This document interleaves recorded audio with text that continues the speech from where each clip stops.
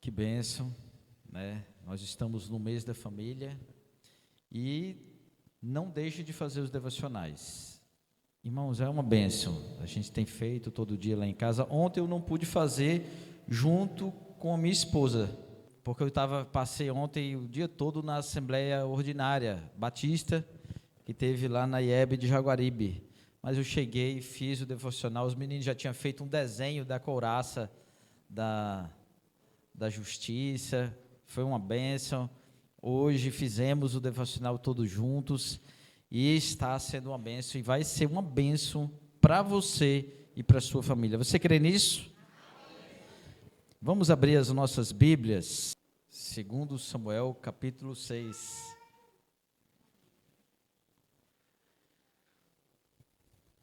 Deus quer falar ao teu coração. Prepara o teu coração também.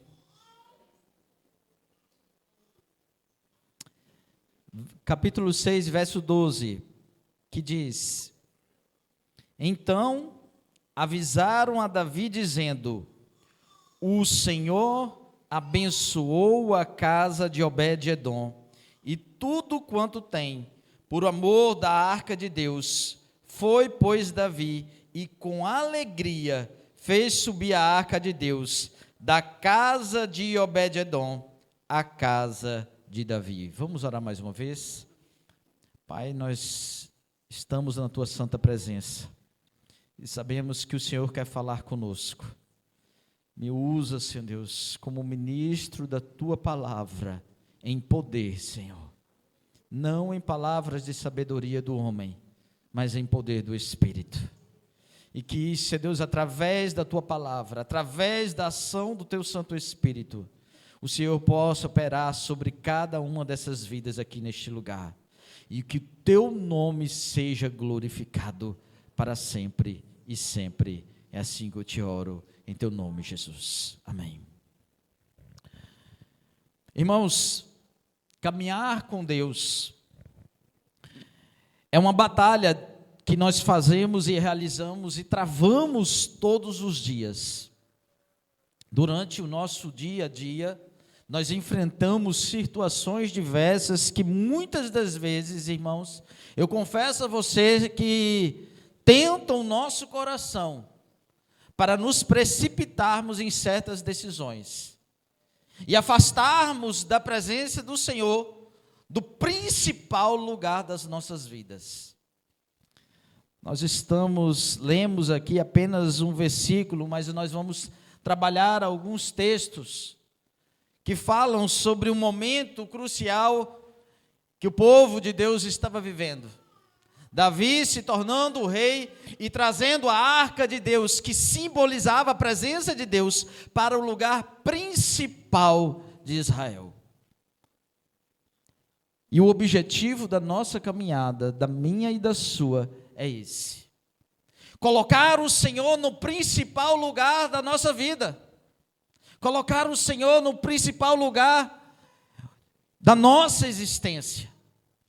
A verdade, irmãos, é que durante a nossa caminhada, a gente escanteia a presença de Deus para as áreas periféricas do nosso coração.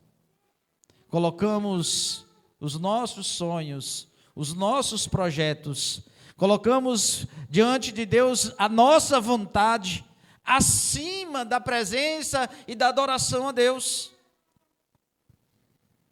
A gente está falando de um povo que foi chamado para ser o povo de Deus. Um povo que antes eles foram libertos de um tempo de escravidão, foram salvos, irmãos, da morte, porque o faraó ele queria exterminar o povo de Deus. E durante a sua caminhada, eles deveriam ali caminhar com corações gratos. Mas devido, irmãos, às circunstâncias da sua caminhada, eles foram deixando a presença de Deus de lado, afastando a presença de Deus do lugar principal das suas vidas. Não era à toa que o tabernáculo, ele era ali colocado no meio do povo, do arraial do povo. Ele não era colocado à direita, à esquerda, ou do lado de fora do arraial, mas o povo ficava em volta do tabernáculo, onde ficava a arca da aliança, que simbolizava a presença de Deus. Deus estava ensinando algo àquele povo. Durante a caminhada, durante a vida de vocês, a existência de vocês, eu preciso estar no centro de tudo. Não adianta, irmãos, queremos andar com Deus, mas colocando o Senhor nas áreas periféricas da nossa vida. Senhor, eu vou andar com o Senhor, mas nessa área da minha vida eu vou agir assim. No trabalho, este prazer eu não vou deixar. Ah, Senhor, eu quero que o Senhor ande comigo, porque eu quero que o Senhor realize algo na minha vida. E eu quero dizer para você, o Senhor quer realizar algo na sua vida. Talvez, irmãos, você se surpreenda, porque não seja o que você espera, mas você vai encontrar paz, descanso e alegria, quando você descobrir que a vontade de Deus é o melhor para você. Foi assim comigo. Eu descobri que a vontade do Senhor era melhor, que os projetos do Senhor eram maiores, que os sonhos do Senhor eram melhores. E eu precisava colocar Ele no centro, irmãos, da minha vida. Eu precisava reconduzir o Senhor ao lugar mais importante do meu coração. O Senhor, Ele não poderia ficar somente em alguns aspectos, mas todas as esferas da minha vida devem ser governadas por Cristo. Vamos voltar para 1 Samuel, capítulo 3. 1 Samuel, capítulo 3.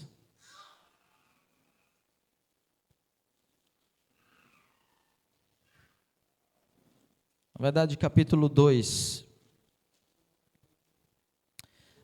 No capítulo 2, preste atenção. A arca do Senhor, ela estava situada na cidade de Siló. Preste atenção. A arca do Senhor, ela ficava no tabernáculo. O que era o tabernáculo? Alguém sabe? Era uma tenda que era armada e que, na verdade, só poderia entrar no Santo dos Santos uma pessoa. De todos aqueles habitantes, só uma pessoa poderia entrar na presença de Deus, o sumo sacerdote. E ele só poderia entrar na presença de Deus um dia no ano, no dia do Yom Kippur. Ele adentrava naquele lugar, ele aspergia o sangue do sacrifício, e ali o Senhor se tornava novamente propício, favorável às orações e àquele povo. Mas aquele lugar, Siló, que significa um lugar de descanso, lugar de tranquilidade, lugar de paz, só era possível porque o Senhor e a presença dele estava no principal lugar daquele povo. Preste atenção, você só vai achar tranquilidade, descanso e paz se você reconduzir a presença do Senhor ao principal lugar da tua vida. E essa posição que o Senhor, Ele agora espera de você, não é uma posição qualquer. Ele espera de você reverência, Ele espera de você zelo, Ele espera de você amor. Não é, irmãos, conduzir o Senhor para o principal lugar dos nossos corações, numa falsa religiosidade, não é isso. Conduzir o Senhor para o principal lugar das nossas vidas, exige de nós renúncia, esforço, vontade. Aquele povo, eles colocaram ele na cidade de Siló, lugar de tranquilidade, de descanso. Alguns estudiosos fazem referência à palavra Siló também como obediência. Se você estiver colocando o Senhor no principal lugar da sua vida de maneira obediente, você vai achar descanso. Tem muita gente aí vivendo uma vida tribulada, casamentos sendo desfeitos, brigas, contendas, porque o Senhor ainda não foi conduzido ao principal lugar das suas vidas. O Senhor quer falar ao teu coração. Reconduza o Senhor ao principal lugar da tua vida. Você já tomou um passo, mas o Senhor será contigo nessa caminhada. Você não estará só. Como vai ser? Como se dará? Às vezes você vive uma vida ainda impregnada no meio de alguns pecados, em alguns lamaçais, mas o Senhor vai retirar você desse lamaçal e o sangue dele te lavará e você andará com o Senhor e a sua casa, a sua família e a sua vida serão abençoados. Não tenha medo. Este povo estava com a arca na cidade de Siló, lugar de descanso. Como é bom! Como é bom sermos libertos e colocar o Senhor no principal lugar das nossas vidas e ter tranquilidade e ter descanso para as nossas almas. Assim era este povo. Estima-se que esse tempo foi de 300 anos. 300 anos no lugar de descanso. Mas a verdade é que quando nós andamos com Deus, o inimigo, as circunstâncias da vida, eles tentam dizer para nós: por que toda essa entrega?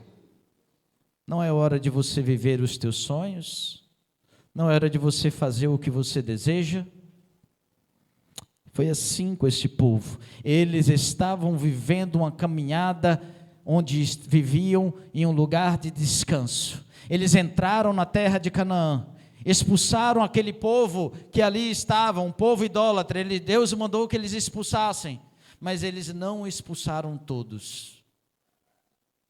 Sabe quando a gente se converte, a gente tenta deixa os pecados mais graves, mas aqueles pecadinhos de estimação, nós teimamos em cultivar ele ainda durante a nossa caminhada. É inofensível, não pode nada. Deus disse a eles: extirpa este povo desta terra, para que no futuro eles não se levantem contra vocês.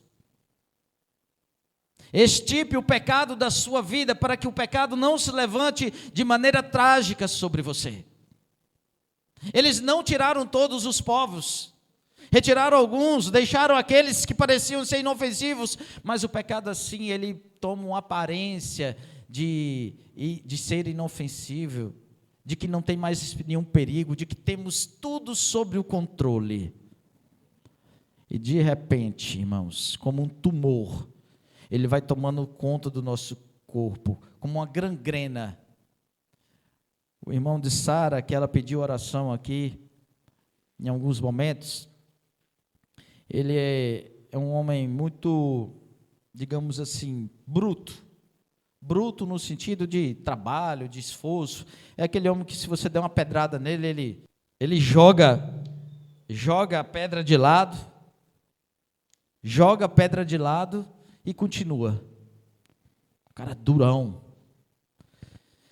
E, irmãos, ele teve diabetes, muita bebida, ainda entregue a alguns vícios, e por conta da falta de cuidado, ali aquela diabetes, ele teve uma ferida no pé, ele se feriu, e aquela ferida foi piorando, e ele teve que amputar alguns dedos. E de início, quando foi a ferida, ele, besteira, isso é coisa pequena, um caba mais bruto, né? E ele, nada, isso não precisa de nada não, isso aqui é besteira. Vamos continuar, passa um remédio aqui, joga uma água aqui, que tá bom. Se brincar, ele pode até ter dito, joga uma cachaça aqui, pronto, tá sarado.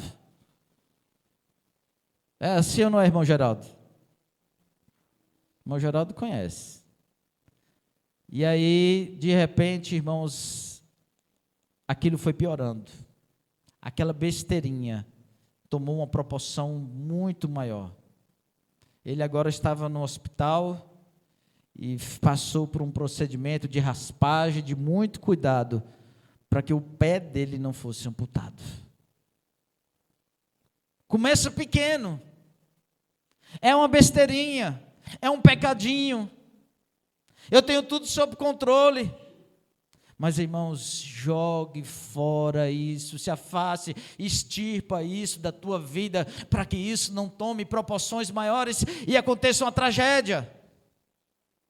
Este povo, então, irmãos, eles começaram ali a deixar aquele povo, e ali, aquele povo, que era um povo idólatra, que era inofensivo, começou a influenciar. Começou, irmãos, a tomar uma proporção maior. De forma que no capítulo 2, nós vemos os filhos de Eli agora, não tendo zelo para com a presença de Deus. A presença de Deus estava ali, mas eles não estavam zelando por ela. E aí fica o primeiro cuidado. Se nós queremos reconduzir a presença de Deus ao primeiro lugar das nossas vidas, ao principal lugar das nossas vidas, nós precisamos ter zelo com essa presença. Nós precisamos zelar com a presença de Deus, meus amados. Aqui nós vemos Eli agora, um sacerdote, o sumo sacerdote, com 2 filhos, Ofni e Finéias. E esses filhos, que eram também sacerdotes, deveriam, o que é ser um sacerdote? É alguém que conduz o povo a adorar a Deus. Alguém que conduz o povo a adorar a Deus. Quando nós somos salvos em Cristo, Deus nos faz sacerdotes nos nossos lares. Sabe o que significa? Você, homem, você, mulher, você agora irá conduzir pessoas a adorarem ao Senhor. Você irá conduzir vidas a adorarem a Deus. O fato, irmãos, é que esses homens, eles não estavam zelando pela presença de Deus. E sabe o que eles fizeram? Eles começaram a receber as ofertas que eram ali entregues, e eles diziam para os seus moços: vai lá e separa aquela oferta para a gente, a melhor delas. As cozidas, as assadas, não importa, eles começaram a separar as ofertas, e nós vemos isso hoje. Líderes, irmãos, que estão à frente das igrejas para arrancar da igreja as melhores porções. E aí, Ofni e Finéias, mais do que isso, se prostituíram com mulheres. Se prostituíram. E aí o Senhor diz, através de um profeta, lá no capítulo 2, 1 Samuel 2, verso 29. Olha o que ele diz.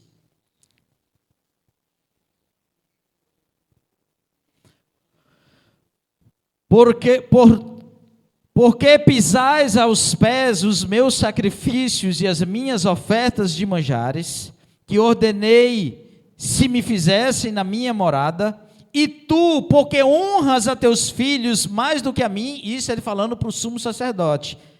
O que o sumo sacerdote estava fazendo? Honrando mais quem? Pronto. E tu, porque honras os teus filhos mais do que a mim, para tu e eles vos engordades das melhores de todas as ofertas do meu povo de Israel. Portanto, diz o Senhor, Deus de Israel, na verdade, dissera eu que a tua casa e a casa de teu pai andariam diante de mim perpetuamente. Porém agora, diz o Senhor, longe de mim tal coisa, porque aos que me honram, honrarei, porém aos que me desprezam, serão desprezados. Quem honra o Senhor é honrado. Mas quem despreza a presença do Senhor, a grandeza do Senhor, é desprezado, meu irmão.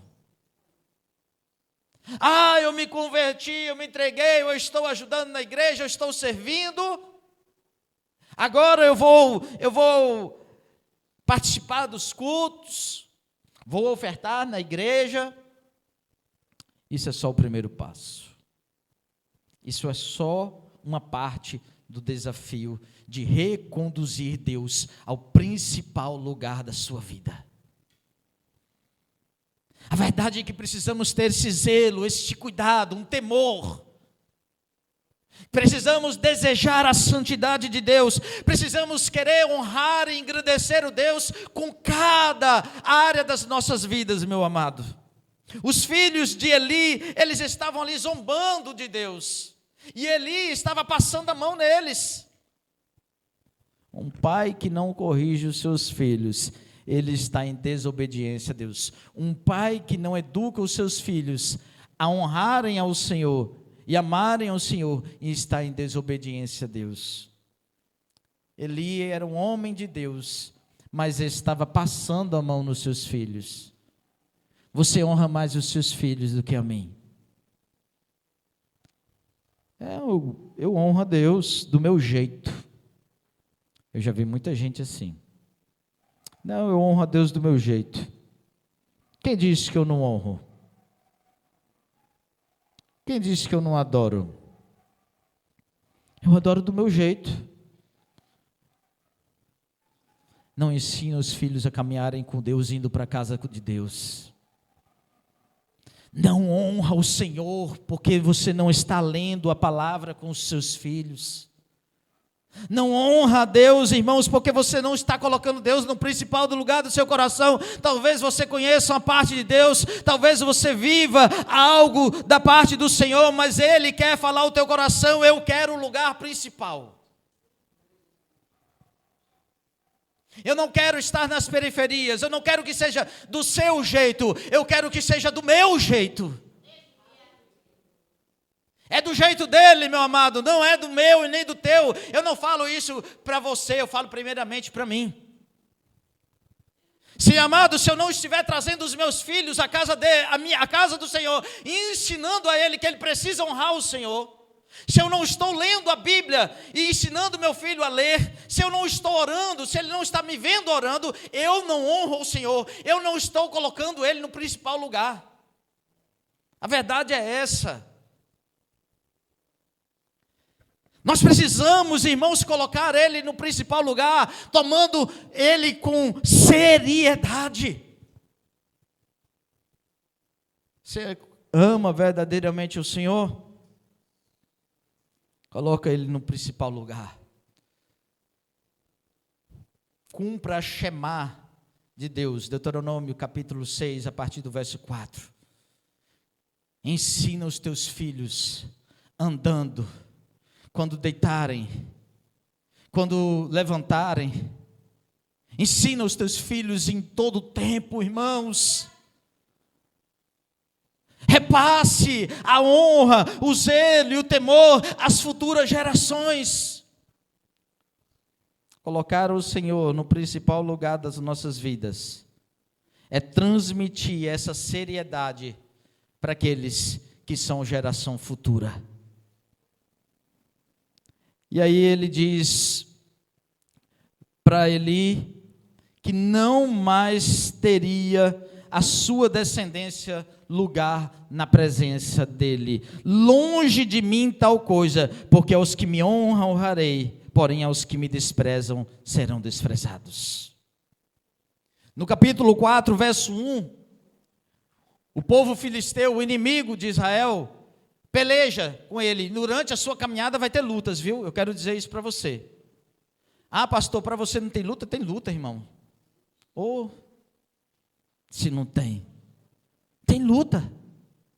É peleja. Ah, Deus, na tua presença acontecer isso comigo. Ah, Senhor, eu sou teu servo. Tu pensa que eu não oro assim também, não? Hã?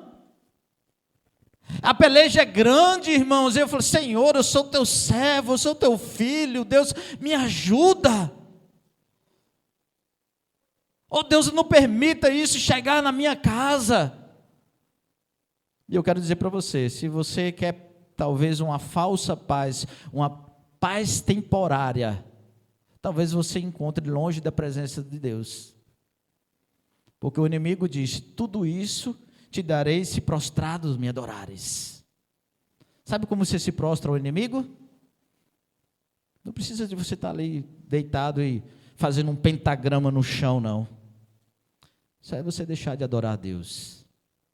Porque nós só temos 2 senhores para adorar: ou Deus ou ao diabo. Nós só podemos servir a esses senhores. Irmãos, o povo filisteu se levanta contra Israel. Capítulo 4, 1 Samuel, verso 1. Veio a palavra de Samuel a todo Israel. Israel saiu à peleja contra os filisteus e se acamparam junto a Ebenezer. Quando vem uma luta, a gente quer o Senhor como nosso socorro. Sabe o que significa Ebenezer? Pedra de ajuda, pedra de socorro. Quando vem a peleja, Tiago e Graciele, a gente vai logo dobrar os nossos joelhos e falar: a gente não estava nem lendo a Bíblia, nem orando, nem cultivando nada, nem cuidando da presença de Deus. Ele não estava no lugar principal das nossas vidas. Aí quando vem a peleja, a gente quer: agora Ele é meu socorro, meu auxílio. Salmo 91.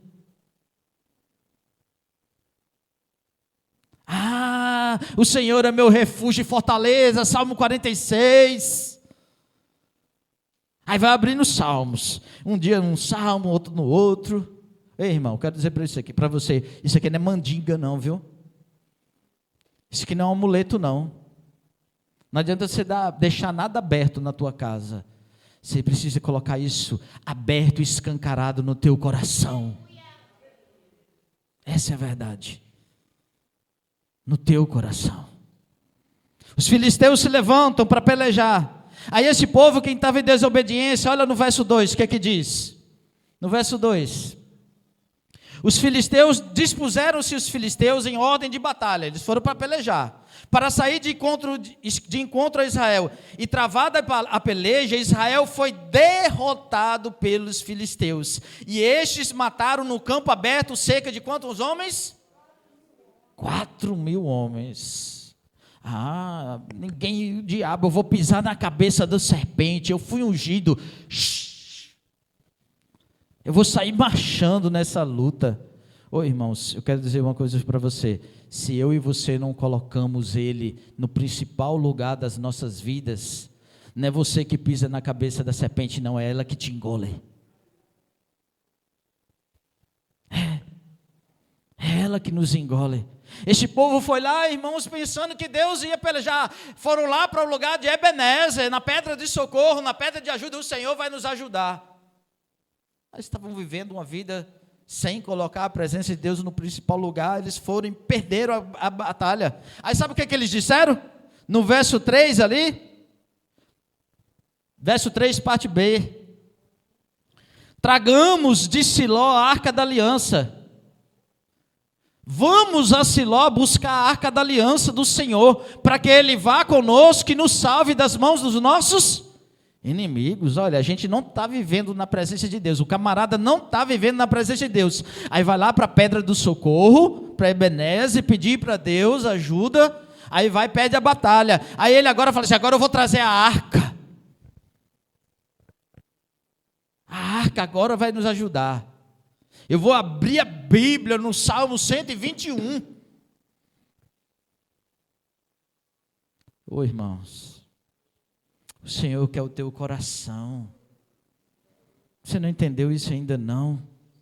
Espírito Santo, o Senhor quer conduzir você, quer que você conduza a presença dEle no principal lugar da tua vida. Ele vai mudar a tua história, Ele vai mudar a história da tua casa. E eu quero dizer para você, Ele vai fazer algo novo, Ele vai te dar dons, meu amado. Ele vai usar a tua boca para alcançar vidas, meu amado. Você não entende isso? Ele está querendo preparar, você não está aqui à toa.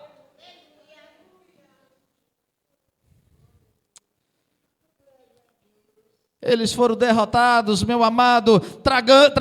Tragamos de Siló a arca da aliança, para que o Senhor agora nos livre. E eles foram e trouxeram. Verso 11. Olha o que aconteceu no verso 11. Foi feita a peleja, a guerra foi travada. A arca de Deus foi o quê? tomada, e os 2 filhos de Eli, Ofni e Finéias, morreram. Que tragédia! Que tragédia! Quando nós colocamos, não tratamos com zelo a presença do Senhor, sabe o que o inimigo faz?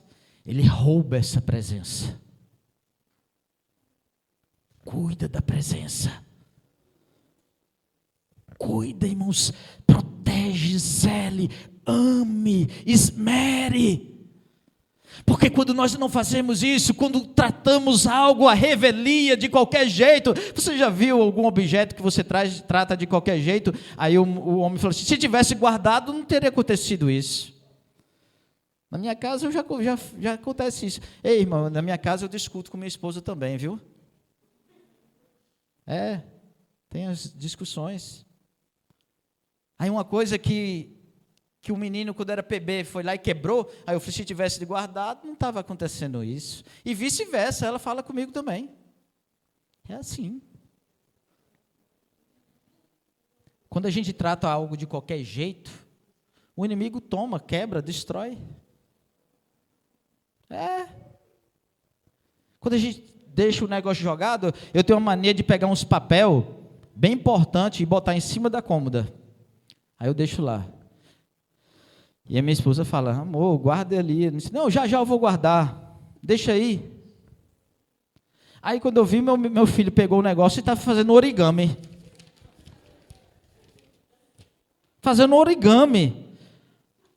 Aí eu fui brigar com ele. Aí minha esposa: ei, não vai brigar não.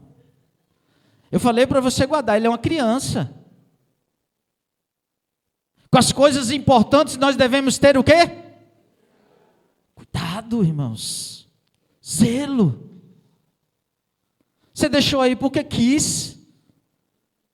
Agora eu falei: é mesmo. Amém, Senhor. Aguenta essa chibata aí.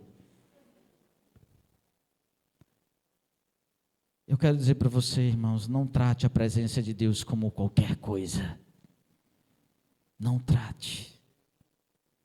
Espírito Santo de Deus, gera nesse coração seriedade. Nos nossos corações, seriedade com a tua santa e poderosa presença. Eles estavam tratando como coisa qualquer, o inimigo foi lá e fez o quê? Levou a presença, irmãos, levou a presença. Ei, o homem chegou da tribo de Benjamim, no mesmo capítulo vai dizer que chegou para Eli e disse: olha Eli, ali no meio da batalha aconteceu uma tragédia, levaram a arca de Deus e mataram os seus filhos. Eli tinha 98 anos, ele era idoso, ele estava cego, sentado numa cadeira, ele escuta isso, irmãos, ei, o seu coração ali se estremece, ele cai e quebra o pescoço e morre. Sabe por quê? Porque o inimigo quer destruir a tua vida. Ele não quer roubar a presença temporariamente, ele quer roubar a presença de Deus permanentemente da tua vida, da minha vida. Ao verso 18, bota o verso 18.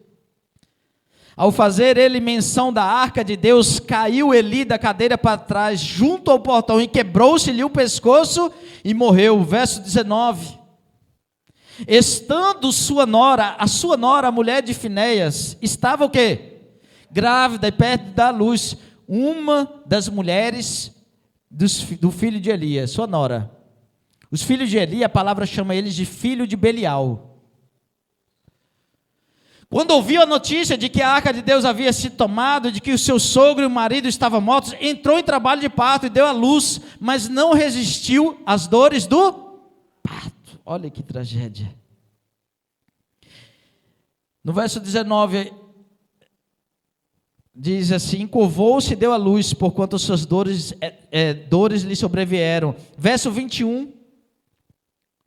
E o menino nasceu, deu ao menino o nome de Icabod, dizendo: a glória se foi de Israel, porque a arca de Deus fora tomada e porque o seu sogro e o seu marido haviam morrido. No verso 22 vai dizer: e foi-se a glória de Israel, pois foi tomada a arca de Deus, a presença de Deus, irmãos, é ela que irradia glória sobre as nossas vidas. O brilho da glória de Deus só pode ser, irmãos, visto com a presença dele no principal lugar da minha vida e da sua vida, entenda isso. Foi-se a glória de Deus, foi-se a glória de Deus. No capítulo 5, não precisa colocar, mas eu vou narrar aqui. No capítulo 5, os filisteus nós vencemos, e levam a arca da aliança para a cidade de Asdod, para o templo do deus deles, o deus Dagon. O Dagon, irmãos, era um deus, que ele era um tritão. Você sabe o que é um tritão? O tritão é a forma masculina da sereia, é o tritão. A divindade Dagon dos filisteus, ele era um sereio, um tritão. E aí ele lá, a sua estátua, eles pegaram a arca e colocaram aos pés de Dagon. Sabe o que significava isso? O Deus dos israelitas está aos pés de Dagon. Eles foram dormir, irmãos, no mesmo dia. Quando eles acordaram no outro dia, o Deus Dagon estava caído, prostrado diante da arca. Aí eles acharam que foi uma mera coincidência. Eles levantaram a estátua e colocaram de novo em pé. Aí no outro dia, a estátua não só caiu, como a cabeça estava cortada e as mãos. Ei, irmãos, eles tremeram. Começaram a nascer tumores nos habitantes da cidade de Asdod. Tumores, irmãos, feridas. Muitos morreram ali naquele lugar. Uma tragédia tomou conta da cidade. E eles entenderam: isso é a arca da aliança. Vamos levar ela para outra cidade, para que o mal não permaneça aqui conosco. Aí levaram para outra cidade, para a cidade de Gate. Chegando na cidade de Gate, irmãos, o tumor começou a tomar conta do povo. E eles ali se preocuparam e falaram: olha, assim como tumores nasceram nos filhos da cidade de Asdod, agora também está nascendo no meio do nosso povo. Vamos mandar para outra cidade. Aí enviaram, irmãos, para a cidade de Ecrom. Os habitantes de Ecrom: está vendo o que eles querem? Eles querem nosso mal. Enviaram a arca da aliança até nós. E aí novamente tumores tomaram conta daquele povo. 5 cidades, irmãos, a arca da aliança rodou. Todas essas cidades, tumores, uma peste de ratos tomou conta daquele lugar. Sabe o que eles fizeram? Vamos devolver a arca do Senhor. Eles devolveram a arca de Deus, colocaram estátuas em volta da arca. Eles colocaram estátuas de tumores e de ratos de ouro, e levaram em carros de boi. E eles pensaram assim: vamos fazer o seguinte: se os bois estiverem andando em direção a uma cidade de Israel, então foi o Deus de Israel que fez isso conosco. Mas se os bois forem em outra direção, então quer dizer que isso foi uma mera coincidência. Os bois foram em direção a uma cidade de Israel, Bet-Semes. Eles foram seguindo, os príncipes foram seguindo. E quando os habitantes de Bet-Semes chegaram, irmãos, aí eles se alegraram. Eles se alegraram, irmãos. Verso 13 do capítulo 6. Verso 13 do capítulo 6. A arca do Senhor permaneceu com os filisteus 7 meses. Aí, quando os bois foram indo em direção à cidade de Bet-Semes, sabe o que aconteceu? Andavam os de Bet-Semes fazendo a cega do trigo no vale, e levantou-lhes, viram a arca, e vendo-a, fizeram o quê? Se alegraram. Sabe o que isso significa? É aquela pessoa que se afastou da presença de Deus. Tragédias aconteceram na sua vida. Aí agora ela quer se voltar para Deus. Escute. As pessoas que se afastam da presença de Deus, uma tragédia está prestes a acontecer, ela volta para Deus. Aí agora eu vou voltar de verdade. Aí eles fazem como habitantes de Bet-Semes, eles voltam, irmãos, se alegram. E se alegram. Olha o que diz aqui no verso 15 do capítulo 6. Os levitas desceram a arca do Senhor, como também o cofre que estava junto da arca. Olha só o que eles fizeram tudo direito. Não foi qualquer pessoa que pegou, não. Foi os levitas, separados para tocar e cuidar das coisas de Deus. Eles fizeram tudo certo. Agora eu vou voltar de verdade. Agora eu vou colocar a presença de Deus no principal lugar da minha vida. Aí eles pegaram, irmãos, vieram ali, no verso 16... também com o cofre que estava junto dela, em que estavam as obras de ouro, e puseram sobre a pedra. No mesmo dia, os homens de Bet-Semes ofereceram holocaustos, imolaram sacrifícios ao Senhor. Olha o que eles fizeram. Eles fizeram uma festa, dedicaram ofertas, fizeram ofertas. Quando a gente volta para Deus, tudo é festa. Você já percebeu? Quando a gente volta para Deus, é tudo festa. Eu agora vou voltar para Deus de verdade. Aí faz uma festa. Que bom, irmãos. Mas vigie. O inimigo não brinca. Esses homens, irmãos, eles voltaram. E sabe o que aconteceu? Eles fizeram essa festa. Eles estavam empolgados, entusiasmados, mas esse entusiasmo era superficial.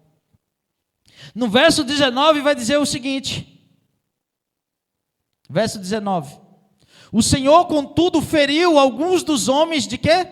Bet-Semes, matando quantos deles? 70 deles, por terem olhado para dentro da arca do Senhor. O povo chorou por causa da grande matança que o Senhor fez. Ninguém podia tocar na arca. A arca representa o quê? A presença do Senhor. O Senhor é santo. Ninguém pode estar diante da santa presença do Senhor, irmão, e permanecer vivo. Ele é santíssimo. Nós temos que ter zelo, irmãos. Nós temos que ter muito cuidado. O nosso entusiasmo não pode ser superficial. A nossa festa, irmão, não pode ser uma festa temporária. Nós precisamos estar vigilantes. Eles fizeram festa. Os levitas desceram a arca. Eles fizeram tudo certo. Mas passou-se um tempo, o que eles fizeram? Olharam para dentro da arca, eles sabiam da palavra, mas eles olharam. O que significa isso? Agir diante da presença do Senhor displicentemente. Eles olharam, eles tocaram na arca, 70 homens morreram. E aí o que eles disseram no verso 20? Então disseram os homens de Bet-Semes: quem poderia estar perante o Senhor, este Deus santo? E para quem subirá desde de nós? E enviaram, pois, mensageiros aos habitantes de Quiriate-Jearim, dizendo: os filisteus devolveram a arca do Senhor. Descei, pois, e fazei subir para vós outros. Sabe por quê, irmãos? Porque quando a gente vê que precisa tratar a presença do Senhor como seriedade, muitas vezes a gente quer, sabe o quê? Colocar de lado. Quando eles viram que precisavam de muito cuidado, de muito zelo e responsabilidade com a presença de Deus, eles disseram: longe de nós, vamos enviar para outra cidade. Não queira, irmãos, escantear a presença de Deus para as áreas periféricas da sua vida, não. Não queira. Tome a presença do Senhor como alegria, como honra. Eles não receberam como honra. Eles agiram com displicência, foram castigados, e agora eles enviaram para outra cidade. O que é isso? Eu vou enviar a presença de Deus, a arca de Deus, para outra cidade. Irmãos, quando eles vieram para Quiriate-Jearim, capítulo 7, verso 1. Então vieram os homens de Quiriate-Jearim e levaram a arca do Senhor à casa de Abinadab no outeiro e consagraram a Eleazar, o seu filho, para que guardasse a arca do Senhor. Ele guardou a arca do Senhor na casa dele. Olha que honra você ter a arca do Senhor na sua casa. Era para ser uma honra, não era? Mas ele tratou a arca do Senhor como qualquer coisa. Irmãos, aqui o texto vai dizer que no início, ele recebeu isso com grande entusiasmo. Olha no verso 4, o que vai dizer? Não, no verso 2, perdão. Sucedeu que a arca permaneceu em Kiriat Jearim muito tempo, foram 20 anos. Todos os israelitas buscavam o Senhor com súplicas. Quando a gente recebe a presença de Deus novamente conosco, aí a gente tem um avivamento. Aí no verso 4, e assim os israelitas se livraram dos Balaíns. Olha só, eles retiraram o pecado deles. Retiraram os Balaíns, as imagens de Astarote e começaram a prestar culto somente a quem? Um avivamento aconteceu. Onde a presença de Deus está, o Senhor tem avivamento. Eu quero dizer para você, o Senhor tem avivamento se você colocar a presença dEle no primeiro lugar da tua vida. No lugar principal da tua vida, o Senhor tem avivamento para você. Eles tiveram um avivamento, irmãos, e aí diz no verso 7, quando os filisteus, olha, quando você está alimentado da presença de Deus, olha o que acontece. Verso 7, quando os filisteus souberam, quando você está alimentado da presença de Deus, amados, quando você está avivado por esta presença, o inimigo se levanta para você e acontece isso. Quando os filisteus souberam que os israelitas estavam reunidos em Mispa, os governantes dos filisteus saíram para atacar, o inimigo vem te atacar. E eu quero dizer para você, o Senhor não vai te levar da guerra não, porque a gente pensa que agora eu estou com Deus, agora eu estou livre de tudo. Não, o Senhor vai te capacitar para enfrentar. Você é um soldado, irmão. Presta atenção, você agora é um soldado. Você está sendo municiado, preparado e fortalecido pelo Espírito Santo de Deus. Quando os israelitas souberam disso, ficaram com o quê? Medo dos filisteus. Quando o inimigo vem, a gente às vezes fica com medo. Mas olha o que diz o verso 8. E disseram a Samuel, não deixes de clamar por nós ao Senhor, o nosso Deus, para que nos salve do poder dos filisteus. No meio da batalha, ore. Quando a gente volta para o Senhor, vem uma batalha. Eu quero dizer para você, você decidiu voltar para os caminhos do Senhor, vai vir batalha. Aí quando vier a batalha, irmãos, não fique com medo, irmãos, não desista. O Senhor não fez do jeito que eu queria, então agora eu não vou para a igreja, então agora eu não vou andar nos caminhos dele. Não faça isso, meu amigo. Clame por ele, ore, dobre os seus joelhos ao Senhor, ele vai te ouvir. Oh, meu amado, ele vai te ouvir. No verso 9, então Samuel pegou um cordeiro ainda não desmamado e ofereceu inteiro como holocausto ao Senhor. Ele clamou ao Senhor em favor de Israel. E o Senhor fez o quê? Respondeu, irmão, no meio da batalha. Você pode estar com medo, irmãos, mas se você dobrar os seus joelhos e clamar, o Senhor vai te responder. Ele vai falar com você. Aí olha o que diz o verso 10, no meio dessa batalha, olha o que Deus faz com o coração avivado, irmãos, e que no meio do medo, você pode sentir medo, irmãos, não é errado isso não, agora dobra os seus joelhos e clama. Enquanto Samuel oferecia o holocausto, os filisteus se aproximaram para combater contra Israel. Naquele dia, porém, o Senhor o quê? Trovejou, oh glória, oh glória, trovejou com fortíssimo estrondo contra os filisteus e os confundiu, e eles sendo derrotados por Israel. Eu quero dizer para você, você decidiu voltar para o Senhor? Decidiu. Vai vir batalha? Vai vir. Você vai sentir medo? Vou. Mas você vai dobrar os seus joelhos, você vai clamar, e o Senhor vai vir com um estrondo na tua vida. Ele vai mudar a situação da tua casa, Ele vai mudar a situação da tua vida, da tua família. O Senhor vai trovejar na tua vida e vai fazer a diferença, creia nisso. E o estrondo do Senhor não vai ser qualquer coisa. Oh glória, você vai ser liberto de algumas coisas. Oh glória, glória, Você vai ser liberto, meu amado, daquilo que você diz que não consegue. Ei, clame e ore. O Senhor vai estrondar na tua vida, meu amado, e você vai vencer essa peleja, essa guerra. Não desista, não tenha medo, confia, ora, dobra o teu joelho e clama. Enquanto você estiver fazendo isso, enquanto Samuel estava orando, um estrondo aconteceu. Você nem vai perceber, vai ser no de repente que o Senhor virá. Ao verso 12. Então Samuel pegou uma pedra e a ergueu entre Mispa e Sem, e lhe deu o nome de Ebenezer, dizendo: até aqui o Senhor nos ajudou. Isso vai marcar a tua vida, você não vai esquecer disso mais nunca. Ei, o que o Senhor vai fazer, vai marcar a tua vida, e você vai dizer: até aqui nos ajudou o Senhor.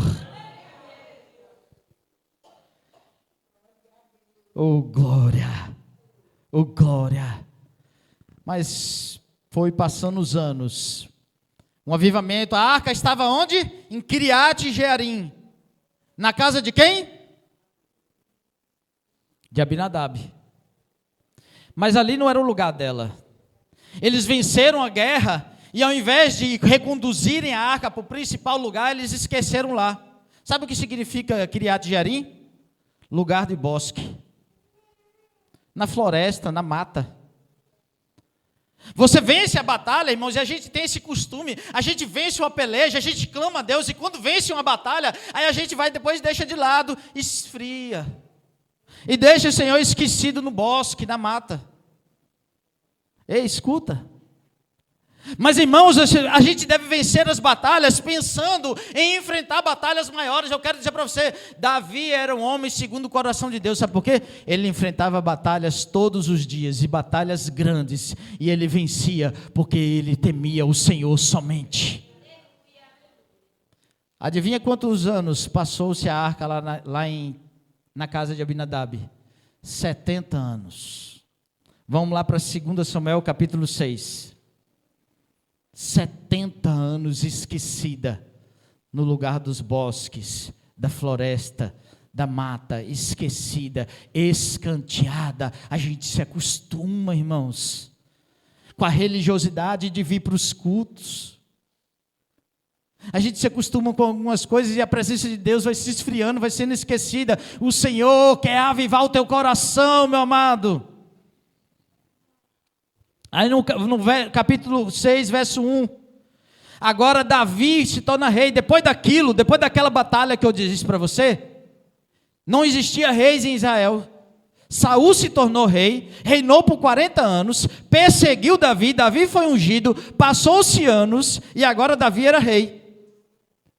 E agora Davi fala assim: vamos trazer a arca do Senhor para o principal lugar de Israel. O homem de Deus age assim.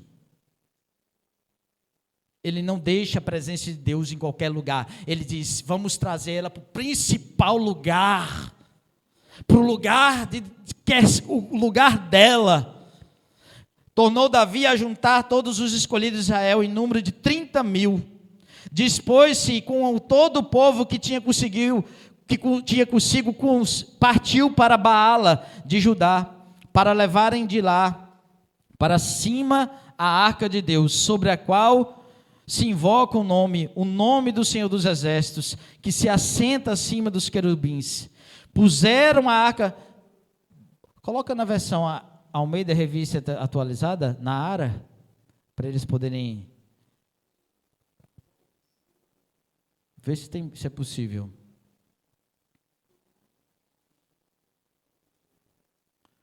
Pronto? Coloca aí agora. Verso 3. Puseram a arca de Deus num carro novo, e a levaram da casa de Abinadab, que estava no outeiro, e Uzá e Aiô, filhos de Abinadab, guiavam o carro novo. Sabe o que eles fizeram? Levaram-no no capítulo 4, verso 4. Levaram-no com a arca de Deus da casa de Abinadab, que estava no outeiro, e Aiô ia diante da arca. Verso 5: Davi e toda a casa de Israel alegravam-se perante o Senhor com toda sorte de instrumentos de pau de faia, com harpas, com saltérios, com tamboris, com pandeiros e com símbolos.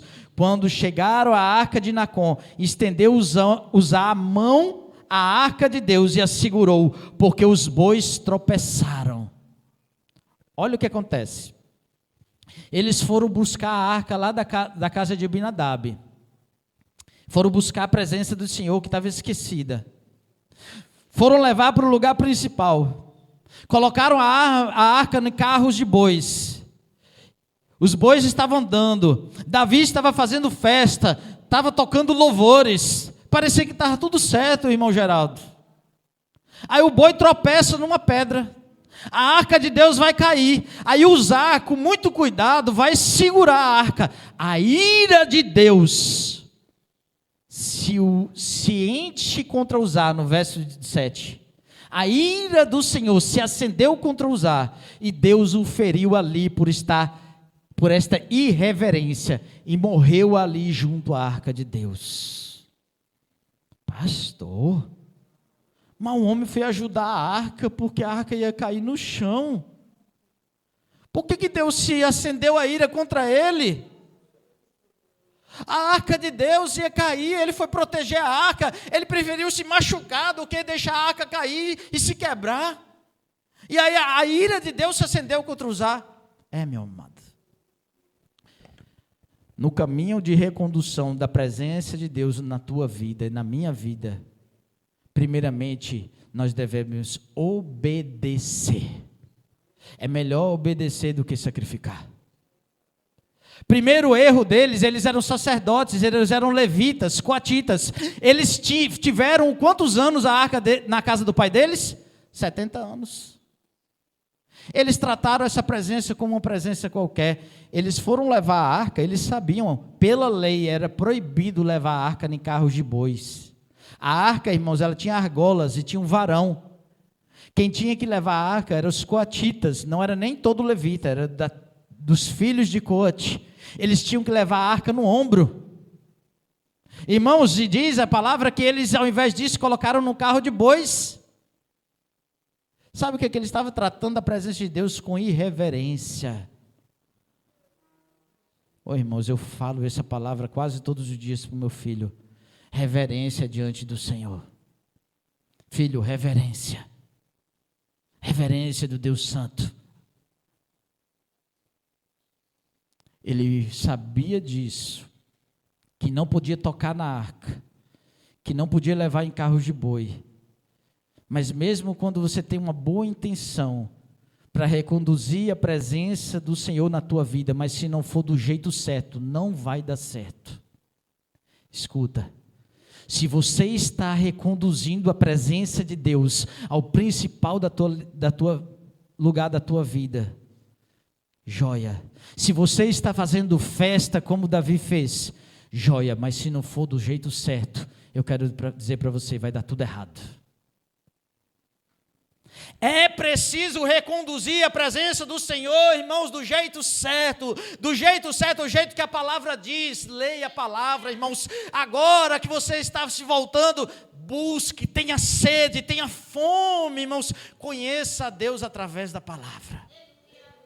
Faça do jeito certo, para que a ira de Deus não se acenda contra você.